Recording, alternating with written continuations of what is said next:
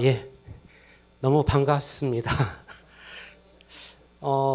제가 그 청년부 이렇게 수련회에 예, 초빙을 받아서 이렇게 이곳에서 강의를 한다는 게 너무 이렇게 영광스럽게 저는 생각을 합니다. 제가 CBA로 이제 그 신앙생활을 시작을 했고요. 그리고 청년부를 거쳐서 이렇게 지금까지 왔기 때문에 정말 이 시간이 여러분들에게 얼마나 참 이렇게 중요하고 참 인생에 있어서 아주 대단한 그 결심을 이룰 수 있는 그런 시간인지 여러분이 참 저는 잘 알기 때문에 여러분들에게 그 무슨 이야기를 오늘 해드릴까 참 여러 가지 고민을 하다가 일단 그 주제에 맞게 교회사 관련 이야기를 좀 하기로 하고요. 먼저는 제 소개부터 좀 간단하게 하면은요. 저는 배대원에서 지금 이제 교회사학을 지금 가리키고 있습니다. 그래서 여러분들 중에서 많은 분이 배대원을 이미 이렇게 다녀가신 분이 계시기도 하고, 그리고 배대원을 그냥 염두에 두시고 지금까지 그냥 생각만 하고 기도를 계속 하고 계시는 분이 계시죠. 예. 기도만 또 너무 계속 하시면 조금 시간이 또 많이 갑니다. 제가 지금까지 제 인생에 있어서 가장 그 대단한 무슨 시험이다라고 한다면은요, 제가 배대원 시험을 봤을 때였어요. 그래서 그때는 제가 이 배대원에 제가 지원을 하면은 제가 배대원에 지원을 하면은 과연 나를 받아줄까? 나 같은 사람도 도대체 배대원에서 받아줄까? 이렇게 생각을 하고 참 고민을 하고요. 그리고 면접을 일단은 잘 봤죠. 면접을 잘 보고서 그 결과를 기다리는데 그 결과가 너무너무 뭐 이렇게 궁금했었어요. 근데 나중에 보니까 이렇게 합격 동기서가 왔었어요. 그래서 저는 참 배대원에 그 제가 이렇게 지원을 했던 거를 참 저는 인생에 있어서 너무너무 참 잘한 그러한 결정이다라고 생각을 합니다. 배대원에서 공부를 좀 하고요. 그 다음에는 제가 MDB를 마치고서 유학을 갔었어요. 그래서 유학 간 곳이 어디냐면은 영국인데, 보통 영국 하면은 잉글랜드를 대부분 여러분들이 이제 알고 있잖아요. 그 잉글랜드의 그 한자어를 이렇게 저기 한 것이 이제 영국이라고 하는 건데, 저는 이제 영국 중에서도 이제 잉글랜드가 아닌 스코틀랜드로 이렇게 갔었어요. 스코틀랜드로 갔는데, 사실 그때 제가 직장 생활을 한 10년 정도 하고서 이제 모든 걸 다 때려치고 이렇게 갔습니다. 그래서 그 식구들하고 그때 당시에 이제 큰 애가 초등학교 5학년, 둘째가 3학년 뭐 이렇게 돼서 이렇게 갔었죠. 갔는데 참 겁이 없이 갔던 것 같아요. 겁이 없이. 제가 잘 몰랐기 때문에 내가 이 해외 유학이 뭔지를 잘 몰랐기 때문에 갈 수 있었던 것 같고, 그리고 또 이제 저는 이제 유럽이라는 곳을 단 한 번도 못 가봤었어요. 당시에 유럽을 단 한 번도 안 가본 사람이 어떻게 유학을 갈 수가 있었지? 그러니까 좀 뭐 이렇게 잘 모르면은 그야말로 무식하면은 용감하다고, 아무것도 모르니까 그냥 이렇게 갈 수가 있었던 것 같아요. 잠시만요. 그래서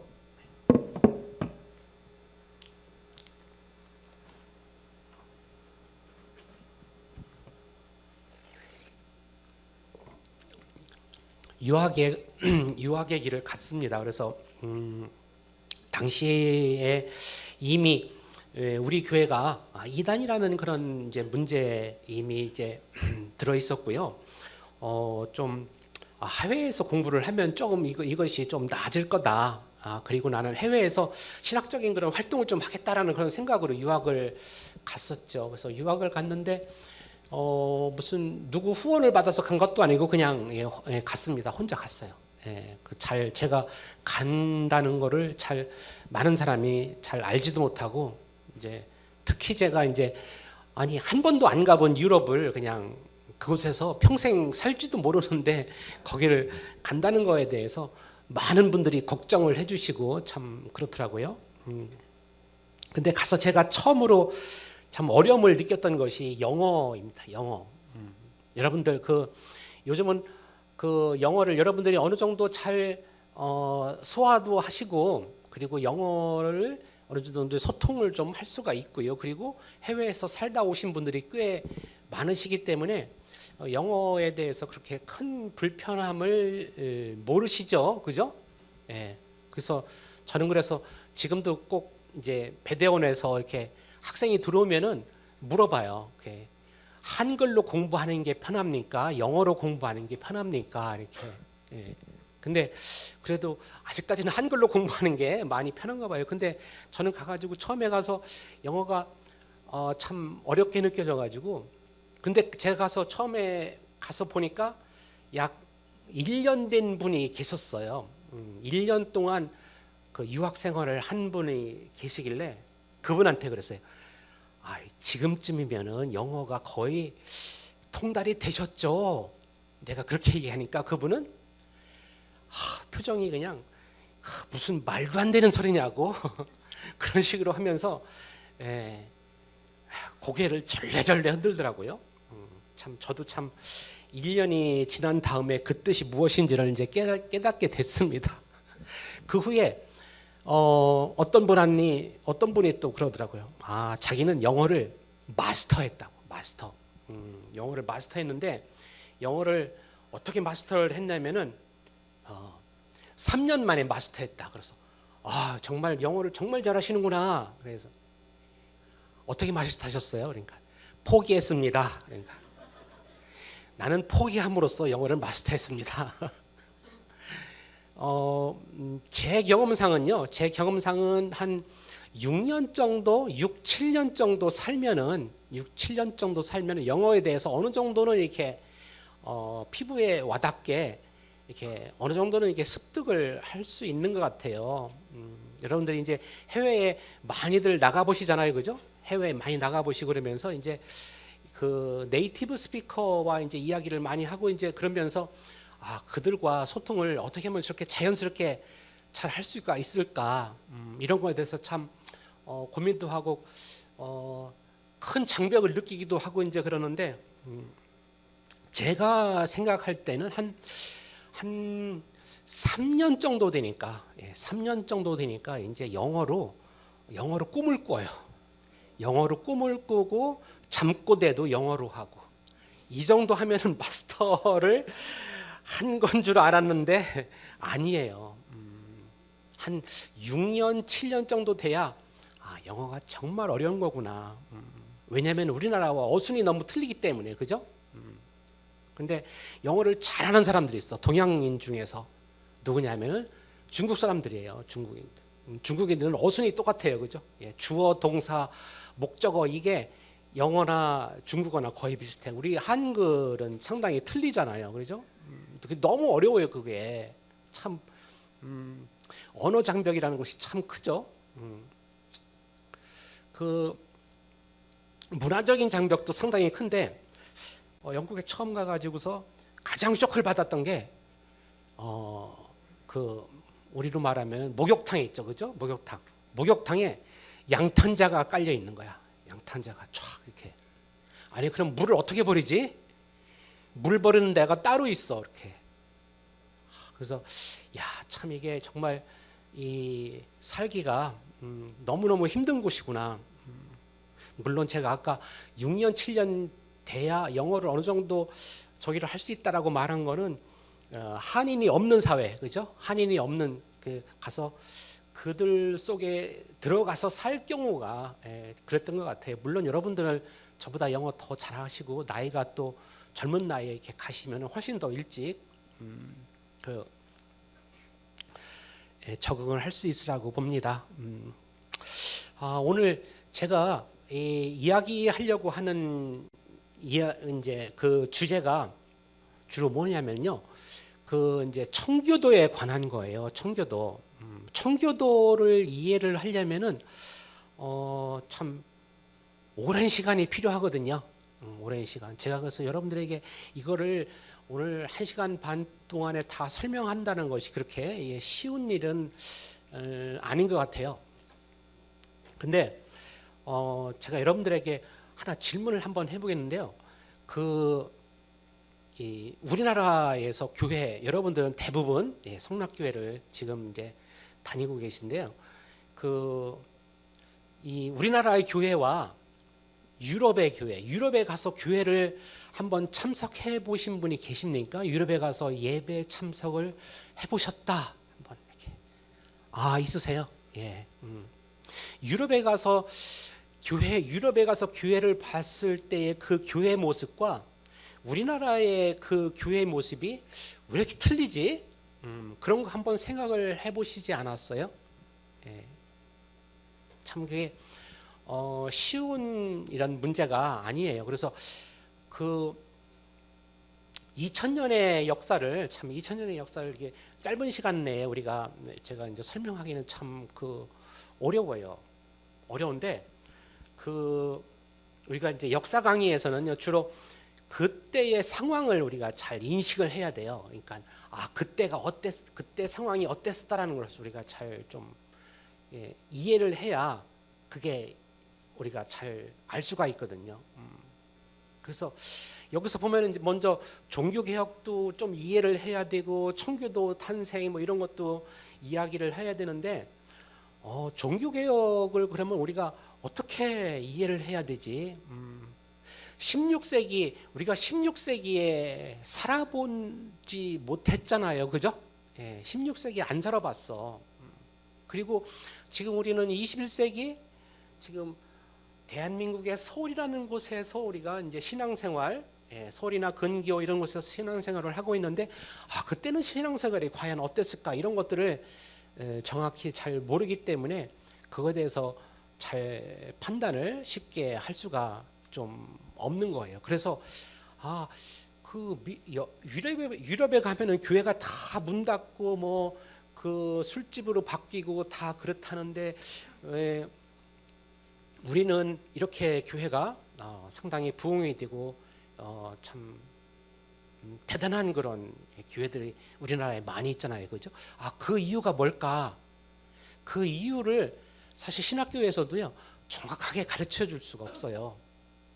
근데 제가 생각할 때는 그것이 바로 청교도 운동 때문에 그렇다라고 오늘 이제 제가 그것을 잠시 이제 설명을 좀 하려고 합니다. 그 청교도 운동이라고 하는 것은요. 그 다음 장에 보면은 16, 17세기에 영국 잉글랜드의 일부 깨어있던 개신교들이죠. 16, 17세기 당시 국교회인 영국교회 처치 오브 잉글랜드가 로마 카톨릭의 행습을 그대로 가져온 채 제대로 된 종교개혁을 하지 않아서 이에 칼빈의 제네바 혹은 존 낙스의 스코틀랜드처럼 확실하고 올바른 종교개혁을 시행하고자 주장한 일련의 기독교 운동이다. 하여튼 뭐 좋은 말 같긴 한데 상당히 길어요. 그리고 하나하나 잘 머릿속에 잘 안 들어올 수도 있습니다. 그리고 여기에 보면은 제가 볼 때 우리 신학교에 들어와서 종교개혁사를 배우신 분이 거의 한 몇 분 계신데 그 몇 분도 아주 오랜 전에 배우셔서 잘 기억이 잘 나지 않을 겁니다. 여기서 국교회라는 개념이 좀 개념의 인식이 필요해요. 국교회. 국교회가 뭘까?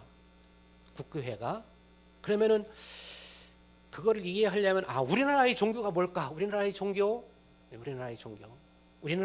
있나요? 우리나라의 종교는 없어요, 그죠?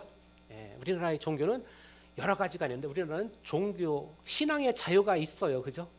근데 신앙의 자유가 없는 걸 말해요. 신앙의 자유가 없이 어느 한 교를 믿어야 돼, 그죠? 그러면 그곳에서 태어났으면은 나는 가톨릭 지역에서 태어났으면은 가톨릭을 믿어야 되고, 그죠? 내가 루터파 지역에서 태어났으면은 루터파의 그 믿음을 가지고 가야 돼. 그게 국교회인 거야.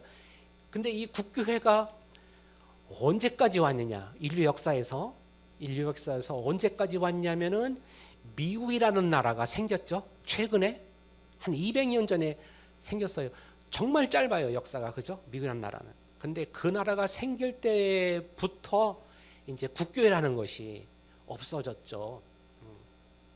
어쨌든 그 종교개혁을 하는데 우리 좀 제대로 해보자라고 하는 사람들이 바로 이런 청교도들이다라고 우리가 이해하시면 될 것 같습니다. 다음을 보면은요, 종교개혁의 이해, 시대적 상황, 뭐 우리가 이거를 다 설명할 수가 없어. 우리는 그 역사 강의에서는 주로 이제 이 시간 여행이라고 하잖아요, 그죠? 우리가 시간 여행. 그래서 우리는 지금 16세기로 돌아가서 그때 당시의 상황 하에서 이렇게 설명을 해요. 그래서 16세기에는 사람들이 보통 얘기할 때 그러죠. 16세기에는 사람들이 다 화채설을 믿었대. 화채설은 대부분 여러분 아시죠, 그죠? 무슨 내용인지. 교회에서 하도 이야기를 많이 해요. 그러니까 성찬시 떡과 포도주가 예수 그리스도의 몸과 피로 변한다라는 것이 이제 화채설이잖아요, 그죠? 근데 그러면은 그때는 화채설을 믿었대. 그러면 사람들이 왜 그걸 믿어? 사람들이 그 성경만 읽어봐도 다 아는 거를 그렇게 말을 할 거 아니에요, 그죠? 그러면 근데 그때 당시에 16세기에 성경이 있었나요? 성경이라는 것은요, 극히 일부분의 사람들만 가지고 있었던 것이고요. 지금으로 말하면은 정말 그 가격이라는 것이 너무 고가죠.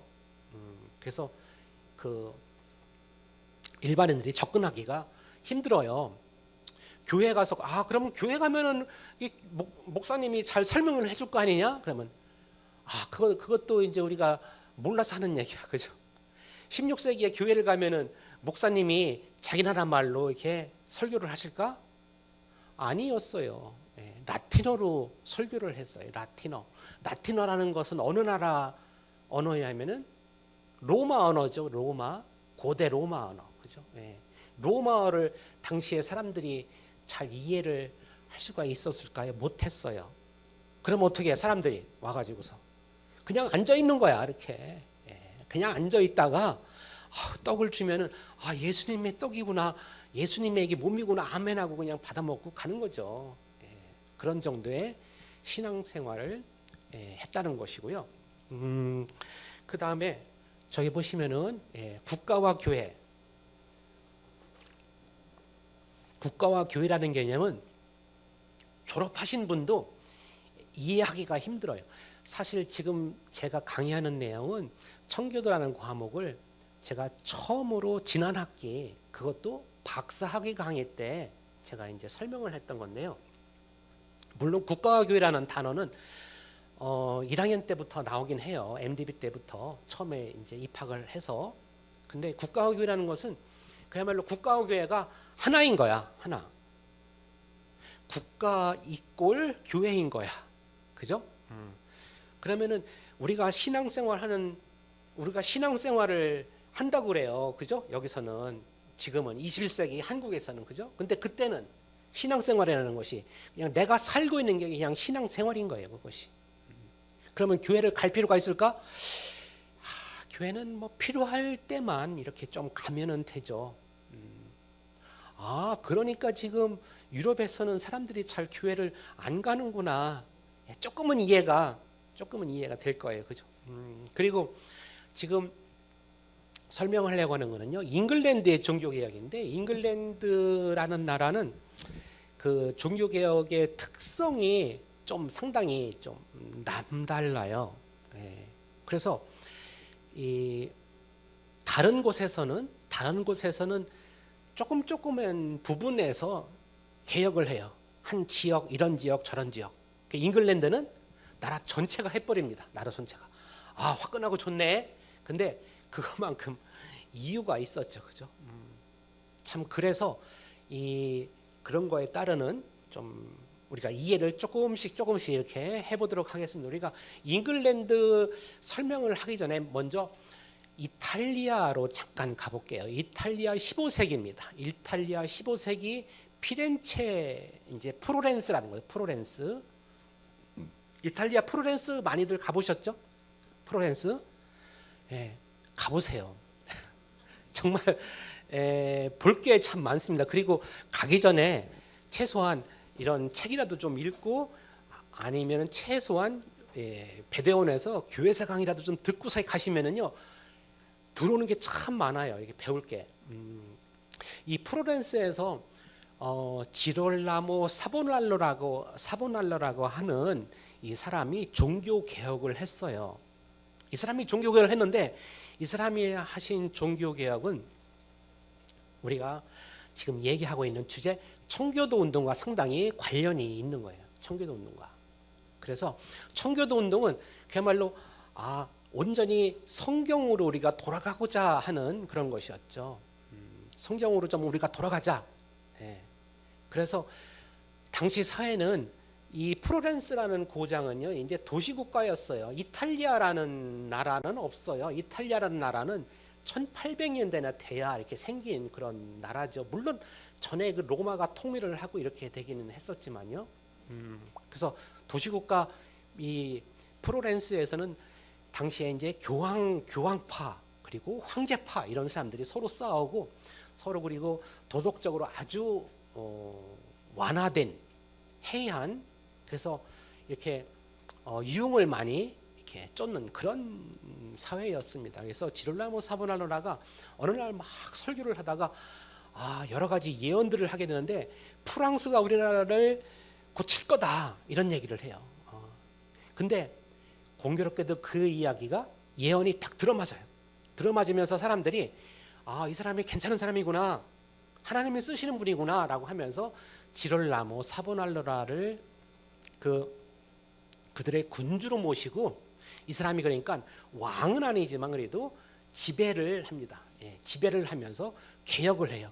개혁을 하는 게 그때 당시에 이제 청교도 개혁은 모든 것이 다 성경대로, 그죠? 예, 주일 잘 엄수하고 가서 그 이제 연보도 많이 드리고 그리고 사치스러운 거 이런 것들을 다 없애고 그러는 것들을 하게 되죠. 근데 청교도 운동이라는 것이 보통 처음에는 상당히 좀 호응을 받아 사람들이 호응을 받다가 조금 지나면은요 청교도에 대해서 별로 싫어하게 돼. 왜 그러냐면은 지금까지 제가 얘기했듯이 우리는 국가교회에 살고 있지 않죠, 그죠? 그래서 우리는 교회 가가지고 막 열심히 찬양하고 열심히 막 기도드리고 그래, 그죠? 예, 그러고 나서 집에 와서는 물론 똑같이 그렇게 열심히 하시는 분이 있으리라고 믿습니다. 저는 그렇지만은 대부분의 사람은 와서 릴렉스 이제 쉬어요. 예, 쉬고 좀 또 재미있는 것도 좀 이렇게 TV 통해서 보고 또 이제 친구도 만나고 뭐 이런 일을 하잖아요. 근데 이제 국가교회 이런 사회에서는 그 자체가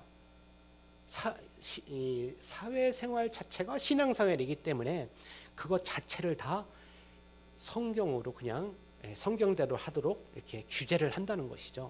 그렇기 때문에 사람들이 처음에는 좋아하다가 싫어합니다. 예. 그리고 여기에다가 계속 당시의 교황이 사람들에게 계속 이렇게 압력을 넣어요. 압력. 그러면 너희 이 도시에다가 이 성사를 하지 못하게 내가 성사 금지령을 할 거야. 성사 금지령을 한다는 것은 우리 일생에서 일어나는 여러 가지가 있는데 그게 다 교회에서 이루어지잖아요. 중세 때 여러분이 어느 정도 아신다고 제가 설명을 할게요. 그래서 태어나는 것부터 그죠? 태어나서 곧바로 이제 세례를 받잖아요, 그죠? 예, 침례라는 것을 받고 또 이제 우리가 성령 받을 때 또 견진성사라는 것을 받고 나중에 혼인할 때 혼인성사를 하게 되고 뭐 이렇게 아플 때는 병자성사 뭐 이런 것들이 다 교회를 통해서 하게 돼요. 근데 이것을 하지 못하게 한다? 그러면 그냥 나라가 마비가 되는 거예요. 그래서 교황이 어느 도시에 대해서 성례 금지를 한다라고 하면은요 꼼짝 못합니다. 예, 왕도 꼼짝 못해요. 왕도 물러나게 돼 있어요. 그렇게 되니까 사람들이 지롤라모 사보날로라를 이렇게 좋아하지 않게 되고 또 점점 사람들이 이 사람하고 이렇게 우리가 핍박받으면서 계속 있어야 될까라고 하면서 결국에는 이 시민들이 이 사람을 붙잡아가지고 그 재판을 내서 화형을 시킵니다.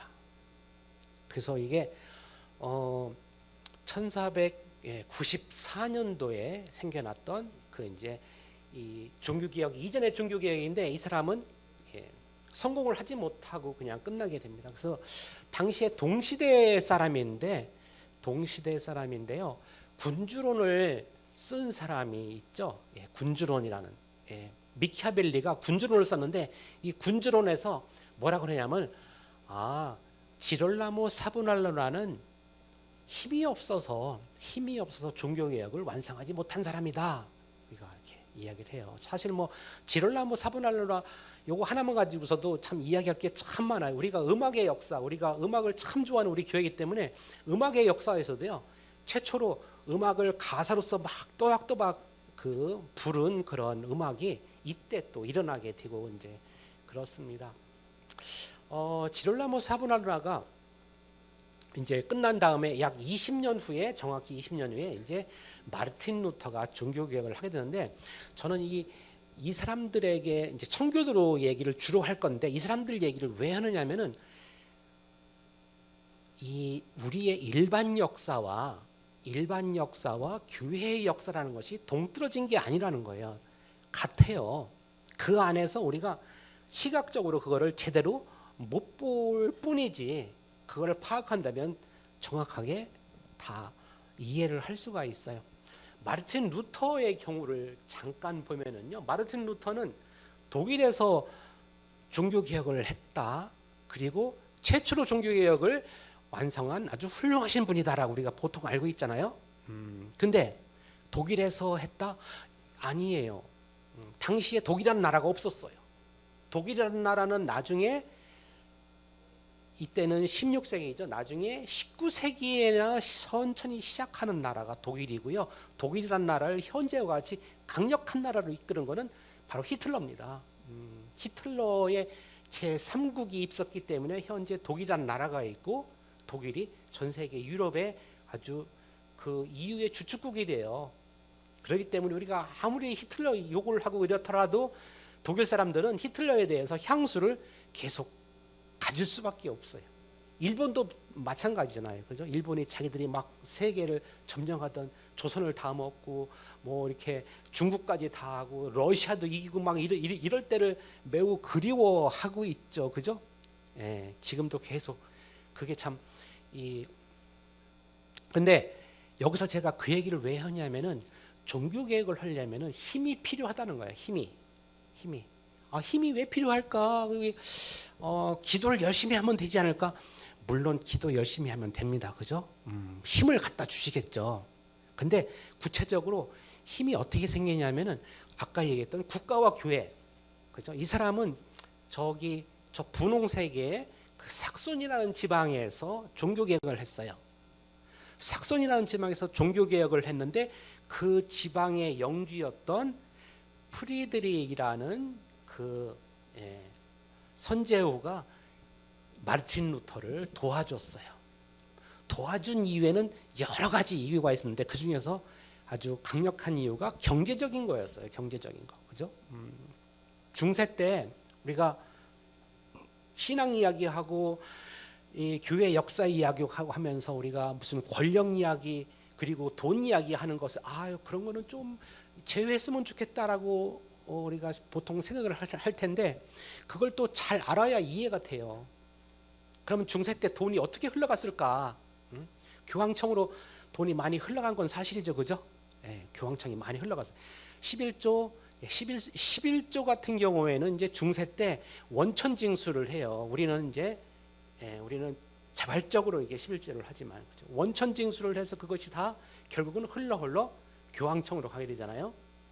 거기에다가 그러한 경제적인 문제가 있었고 이 색소니뿐만 아니라 신성 로마 제국을 전체를 다스리는 황제가 있었고요. 그 황제와 교황 사이에서 이 선제호가 자기만의 힘을 좀 많이 필요를 하게 되죠. 그렇게 되면서 루터의 종교개혁을 상당히 돕게 됩니다. 그래서 루터의 종교개혁이 인류 역사상 처음으로 성공을 하게 되죠. 가톨릭이 전 세계 교황의 세계였잖아요. 그죠? 교황이 한마디 하면 그냥 왕도 물러나는 세계였는데 어떻게 수도사 한 명이 그거를 이기고 할 수가 있을까? 이런 거를 참 우리가 잘 이해를 할 수가 있어요. 그 다음을 보면은요. 다음에는 쯔빙글리라는 사람이 있어요. 쯔빙글리. 이분도 마찬가지. 쯔빙글리는 종교개혁을 성공을 했어요. 그죠? 이분은 그러면 누가 봐줬나? 시의회에서 봐줬어요. 시의회. 당시에 쯔빙글리는 스위스라는 곳에서 종교개혁을 했는데 스위스라는 나라는 1648년에나 생기는 나라이고 아직까지 스위스라는 나라는 없어요. 스위스의 연방 정부와 같은 그런 형태는 있었지만 신성 로마 제국 하에 있었던 곳입니다. 그 중에서도 저 쭈리라는 곳에서 쯔빙글리가 막 이야기를 하죠. 그래서 사순절, 우리로 말하면은 고난주간 있잖아요. 고난주간 우리는 고기를 제대로 먹지 않잖아요, 그죠? 이제 유럽도 그렇고 우리도 사실 그렇긴 한데 그런 것이 이제 기화가 돼가지고 이 사람이 막 이제 개혁 운동을 좀 하게 됩니다. 그러니까 시의회에서 좋다, 너희들 한번 모여서 토론을 해봐라. 토론을 하니까 해서 서로가 이야기를 해보니까 가톨릭 주교가 이야기하는 것과 우리 쯔빙글리 이 사제가 이야기하는 것이 훨씬 더 합리적이거든요. 그러니까 시의회에서 쯔빙글리를 이제 도와주게 되고요. 그래서 쯔빙글리가 루터와 거의 동시에 이렇게 종교개혁이 일어나게 돼요. 다음은 여러분이 많이 보셨던 칼빈이라는 사람입니다. 칼빈이라는 사람인데 이 칼빈이라는 사람은 우리가 우리가 이제 시몬의 설교나 이런 걸 통해 가지고 많이 좀 이렇게 오해가 많이 이렇게 있는 그런 경우가 되겠어요. 근데 어쨌든 현재로서는 이 개신교 신학에 아주 많은 영향을 끼치신 그런 분이죠. 그러면은 칼빈은 도대체 누구 때문에 종교개혁을 할 수가 있을까? 이분도 마찬가지예요. 제네바라는 도시의 의회에서 그거를 이 사람을 서포트를 한 거죠. 제네바 시의회에서 이 사람을 서포트하기 전에 이 사람은 먼저 누구 만나냐면은 그 기욤 파렐이라는 사람을 만나요. 그 기욤 파렐이라는 사람이 이 존 칼빈 가만히 보니까 야, 뭔가를 잘 하게 생겼어. 그래서 야, 당신 나와 함께 여기 제네바를 한번 하나님의 도시로 바꿔보지 않겠느냐, 이렇게 얘기를 하니까 칼빈은 나는 좀 학자답게 그냥 조용히 인생을 살래, 이렇게 말을 해요. 그러니까 이 기욤 파렐이 하나님이 당신이 부를 때 당신이 그거에 답을 안 한다면 당신은 저주를 받을 것이다 라고 하면서 저주를 내립니다. 그죠? 그러니까 칼빈은 또 상당히 그거를 아주 심각하게 받아들였어요. 그래서 실제로 이제 종교개혁을 하게 되죠. 그래서 이 칼빈 덕분에 지금 우리가 이 개신교라는 것이 전 세계로 이렇게 쭉 퍼지게 되는 그런 상황입니다. 다음을 보면은 그래서 이 운동들이 종교개혁이 이렇게 지나가죠. 종교개혁이 칼빈은 제네바라고 하는 조그만 도시, 제네바가 아직까지 스위스가 아니었어요. 조그만 도시였고요. 그리고 쯔빙글리는 그 옆에 쭈리라고 하는 조그만 도시, 그리고 이 루터는 독일의 북부지방, 그죠? 북부지방의 일부 한 주에서 이제 시작을 종교개혁을 했어요. 근데 이 종교개혁과 아주 특이한 종교개혁이 다른 종교개혁이 있어요. 그것이 바로 잉글랜드의 종교개혁입니다. 잉글랜드. 지금 보시는 요 화면이 잉글랜드의 그런 지도인데요. 잉글랜드가 정확한 그 국가명이 United Kingdom of Great Britain and Northern Ireland입니다. 이것이 그러니까 1707년 이후에 이 국호를 이렇게 쓰게 되죠. 그래서 실제로는 4개 나라가 이렇게 합쳐진 건데 이 중에서 우리는 잉글랜드를 주로 볼 거예요. 잉글랜드 중에서도 16세기 헨리 8세라고 하는 사람을 볼 겁니다. 헨리 8세 때부터 각 시기별로 지금 왕들이 쭉 나와 있어요. 헨리 8세, 에드워드, 메리, 엘리자베스, 제임스, 찰스 뭐 이렇게 쭉 나와 있는데 이 제가 아까 설명했듯이 국교라고 했잖아요. 그죠? 국교. 국가와 교회의 개념. 국교기 때문에 왕이 누구냐에 따라서 교회의 정책이 팍팍 바뀌는 거야. 이것이. 정말 바뀌고요. 그 가운데 야, 우리는 정말 성경대로 우리가 좀 살아보자라고 하는 사람들, 우리가 말하고자 하는 청교도들이 온갖 핍박을 계속 받게 되죠. 그죠? 뭐 우리가 이거를 쭉 순서를 외우실 필요는 없어요. 그냥 우리가 그냥 어느 정도 이해하면은 나중에 자연스럽게 왕이 이제 이어 머릿속에 들어오게 됩니다. 다음에 보면은 바로 헨리 8세인데 그 다음으로 넘어갈게요. 헨리 8세는 이 프랑스와 잉글랜드가 이 장미 전쟁이라는 것을 하는데 장미 전쟁 들어보신 분이 있으시죠? 대부분 아시죠, 그죠? 여러분 다 아시는데 너무 이게 숙기가 없으셔서 그냥 고개도 끄덕거리지 않고 그냥 그렇구나라고 그냥 하시는 거야. 제가 다 합니다, 그죠? 장미 전쟁 후에 튜터 왕조가 들어섰고요. 튜터 왕조에서 바로 다음 왕이 될 사람이 아더 왕자였어요, 그죠? 아더 왕자였는데 아더 왕자는 당시에 전 세계를 주름잡던 나라가 스페인이었습니다. 스페인의 무적함대라고 들어보셨죠, 그죠? 스페인 무적함대, 세계를 정복하는. 그래서 스페인의 그 캐서린의 아라곤이라고 하는 그 스페인 왕가의 막내 따님과 결혼을 시켜요. 아직 잉글랜드는 저촌 동네, 조그만 그런 동네에 뭐랄까 이 나라에 불과해요. 근데 이 두 사람이 결혼을 해서 행복하게 잘 살았으면은 이런 얘기가 안 나올 텐데 잘 못 살아요. 왜 못 사느냐면은 아더와 캐서린이 결혼을 해서 4개월 만에 왕자가 먼저 죽어요. 아더 왕자가 결혼했잖아요, 그죠? 근데 캐서린이라는 이 정말 세계 최강의 나라의 그 공주를 그럼 어떻게 미망이 됐으니까 다시 돌려보내나? 돌려보낼 수가 없어. 그리고 아직 집창금이 오지도 않아. 결혼할 때 지창금이라는 게 있죠.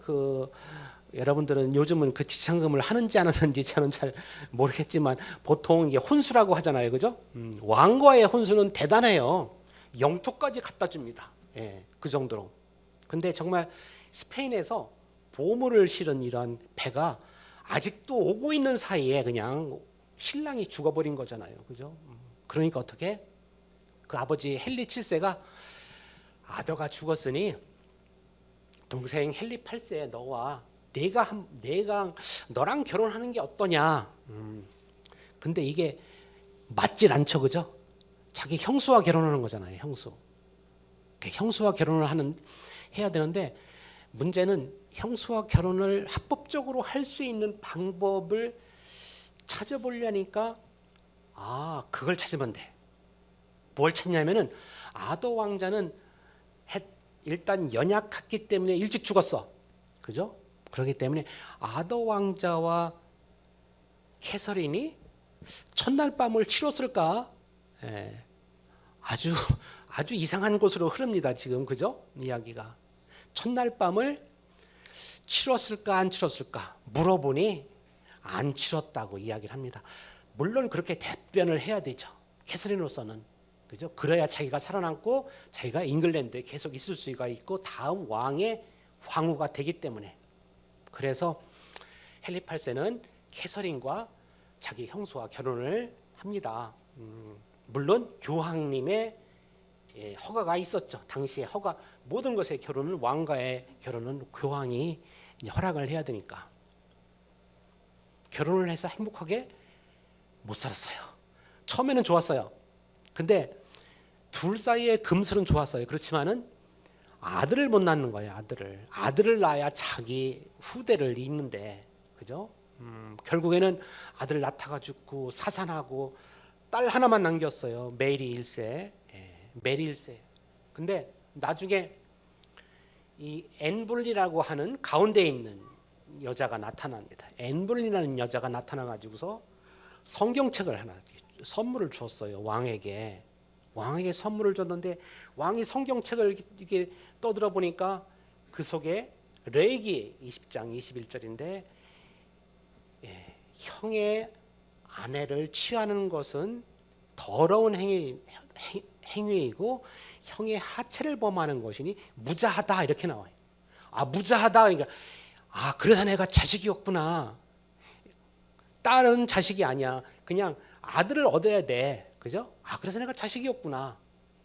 그래서 이 사람이 앤볼린과 결혼을 하려고 하죠. 앤볼린과 결혼을 하면 될 거 아니야. 그죠? 근데 앤볼린이 대단한 여자예요. 앤볼린은 쉽게 그래 내가 당신의 여자가 되겠어 이렇게 말을 하지 않았어요. 인류 최초로 뭐라고 했냐면은 캐서린과 헤어지시고 나랑 정식으로 결혼을 해줘야 내가 당신과 잠자리를 하겠다. 이 말을 들은 헨리 8세는요. 무슨 수를 쓰더라도 이게 먼저 캐서린과 이제 이혼을 하려고 하죠. 교황청에 물어보죠. 교황청에 이혼을 해도 될까요? 교황청의 대답은 no, 안 되죠. 왜냐하면은 가장 강력한 나라의 스페인이란 나라의 공주이고 그리고 당시에 아까 잠시 나왔던 신성 로마 제국 황제의 고모입니다. 황제의 고모. 그런 사람을 이혼을 시킬 수가 없죠. 그죠? 교황청으로서는 스페인의 눈치를 봐야 되니까. 잉글랜드는 아직 약했고요. 그러자 헨리 8세는 대학 교수들을 불러서 물어봐요. 야, 너희들 머리 좋으니까 안을 좀 내봐라. 내가 저기와 캐서린과 이혼하고 내가 앤볼린과 결혼할 거다. 그러니까 대학 교수들이 가만히 곰곰이 생각을 해보니까 그 원래 결혼이 무효이면 되는 거야. 그죠? 형수와의 결혼이 무효만 시키면 돼. 근데 형수와의 결혼이 뭐 때문에 가능했냐면은 형과 잠자리를 안 했다라는 거잖아요. 그죠? 그러니까 참 치사한 방법으로 잠자리를 했죠 라고 하면서 계속 추궁을 하죠. 결국에는 앤볼린과 비밀리에 결혼을 하게 됩니다. 자, 그래서 앤볼린과 결혼을 하게 되는데 그러면 로마 가톨릭 교황의 명을 어기는 게 돼요. 그죠? 그렇게 되니까 로마 가톨릭과는 결별하고 새로운 교회를 세우겠다. 그게 바로 종교개혁인 거예요. 그게 바로 종교개혁. 잉글랜드는 참 이상한 그러한 이유에서 종교개혁을 하게 되고요. 그래서 종교개혁을 한 다음에 교회의 머리가 뭔가요? 여러분 교회의 머리가 누구시죠? 예수 그리스도시죠. 그죠? 그거 봐요. 여러분 다 아시잖아요. 그죠? 다 아시는데, 그죠? 그래서 이 사람은 잉글랜드 교회의 머리를 자신이라고 합니다. 자신. 슈프림 헤드 오브 처치 오브 잉글랜드. 내가 교회의 머리다라고 합니다. 그럼 여기서 잠시 여러분이 로마 가톨릭에 대해서 얼마나 알고 계신지. 로마 가톨릭에서는 교황을 뭐라고 할까요? 로마 가톨릭에서는 교황을 교회의 머리 정도가 아니에요. 배우셨죠, 그죠? 로마 가톨릭에서는 예수 그리스도가 계시죠. 우리가 신앙에 대해서는 여러분 다 이렇게 어느 정도 기초가 다 계신 상태이기 때문에 예수 그리스도가 계셔. 예수 그리스도를 대신할 사람이 있을까? 이거는 정말 말도 안 되는 얘기잖아요, 그죠? 대리자예요, 대리자. 예수 그리스도의 대리자. 가톨릭에서는 현재 그렇게 해요. 그래서 비카라는 말은 예수 그리스도의 대리자예요. 자, 다시 그래서 이 전에 바로 전 슬라이드인데요. 거기서 보면은 그래서 앤 볼린과 결혼을 해서 자기가 나는 교회의 머리야라고 했어. 그러면 행복하게 살면 되잖아요, 그죠?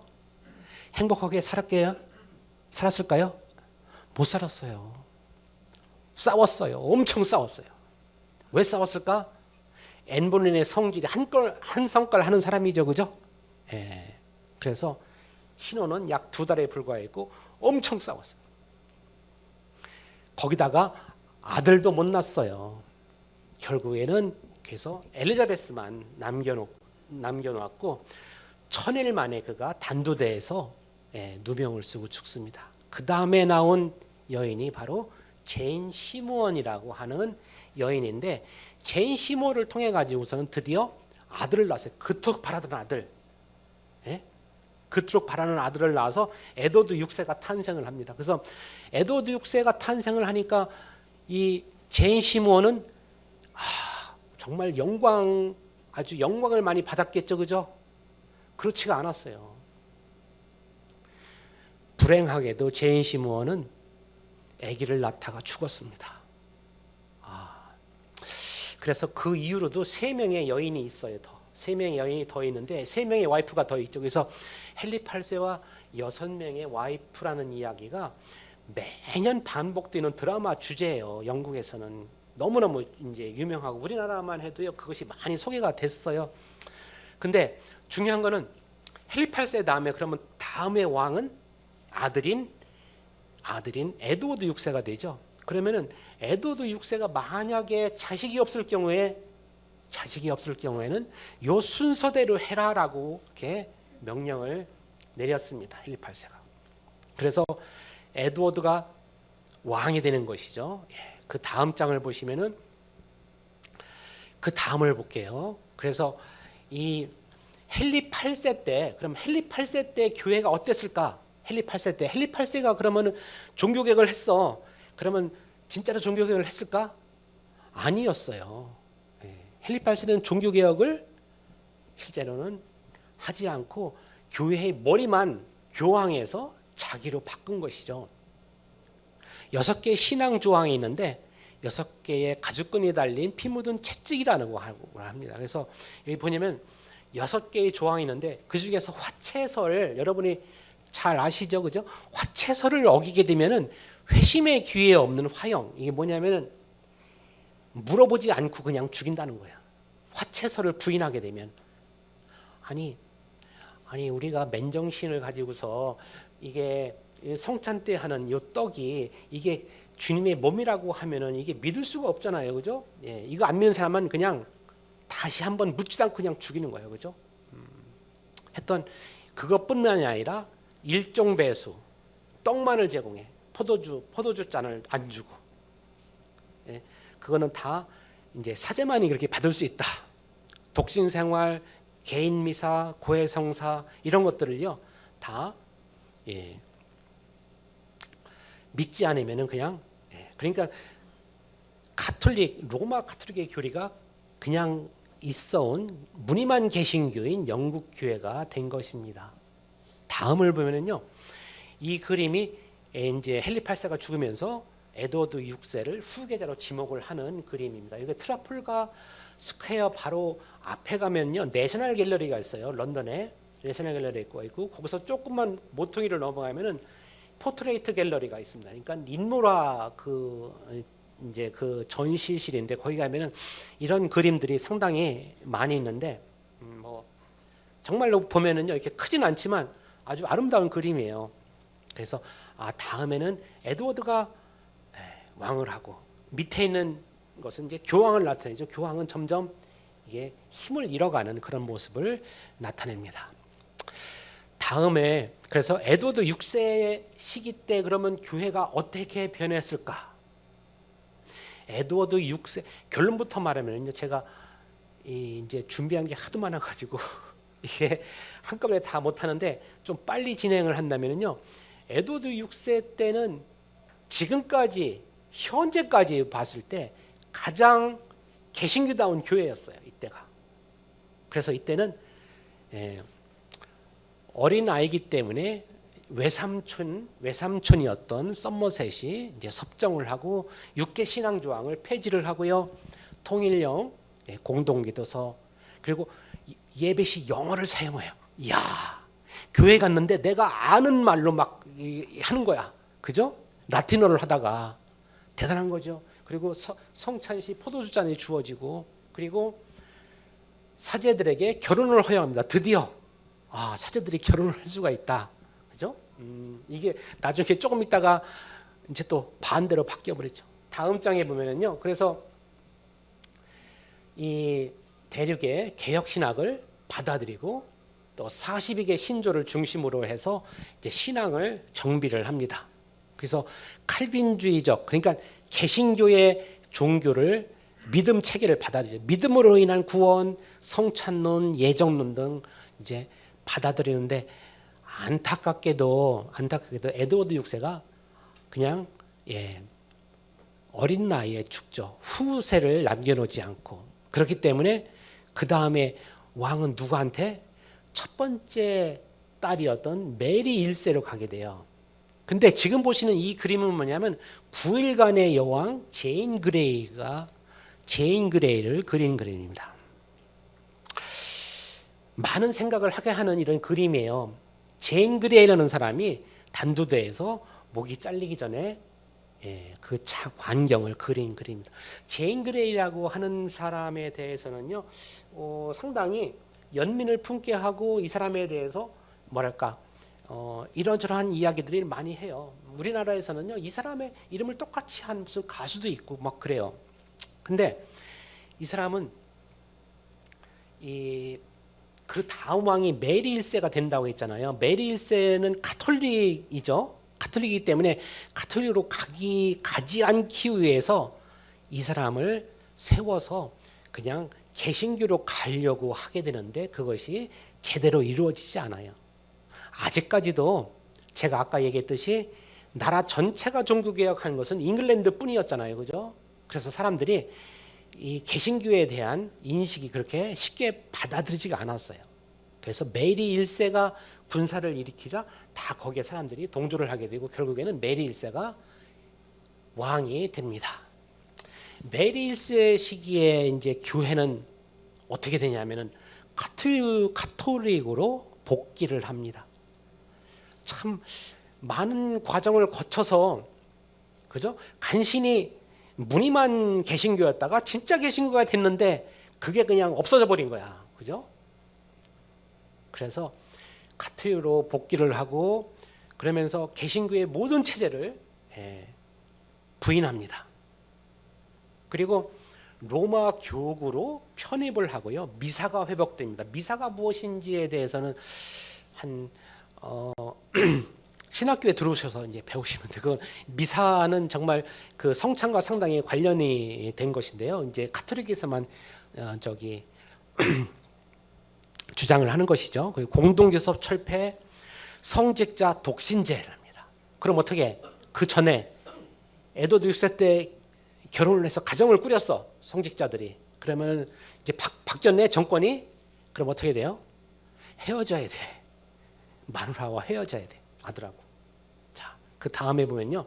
그래서 이게 메리 1세의 모습인데요. 메리 1세는 카톨릭의 그런 신앙을 지키는 사람이다라고 하는 저런 은화가 당시에 나왔습니다. 그리고 그는 이제 필립 2세라고 하는 스페인의 왕과 이제 결혼을 하게 되는데 필립 2세라고 하는 사람은 참 성격이 좋지 않은 사람이었어요. 그래서 결국은 이 사람과 행복한 생활을 그렇게 많이 나누지 못했습니다.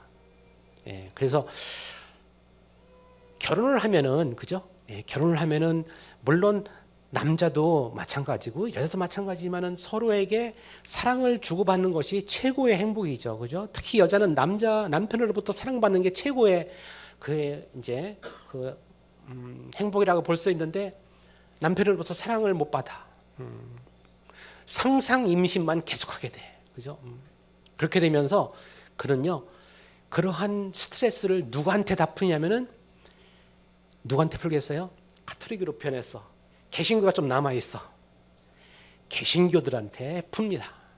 다음 장을 보시면은 그래서 이때 존 폭스가 쓴 순교자들의 책이 있습니다. 예, 순교자들의 책이 있는데 이 책에 이때 정말 많은 사람들이 그 신앙의 차이로 인해서 순교를 당해요. 그래서 이 메리를 피에 젖은 메리다, 블러드 메리라고 합니다. 블러드 메리. 그래서 이 블러드 메리 같은 경우도 나중에는 정신병을 앓고요, 죽어요. 자식도 없이. 그러니까 그 다음 왕은 누가 되겠어요? 그 다음 왕은 엘리자베스 1세예요. 엘리자베스 1세는 누구의 딸이냐면은 바로 앤블린의 딸이었죠. 앤블린 때문에 나라가 개신교로 갔잖아요. 그죠? 그러니까 엘리자베스는 개신교로 가는 게 당연했죠. 근데 엘리자베스는 개신교로 당연히 가서 개신교의 꽃을 막 피울 줄 알았는데 그렇지가 않았어요. 그죠? 그래서 그 다음을 보면요, 종교 정책이 중용이에요. 중용 정책.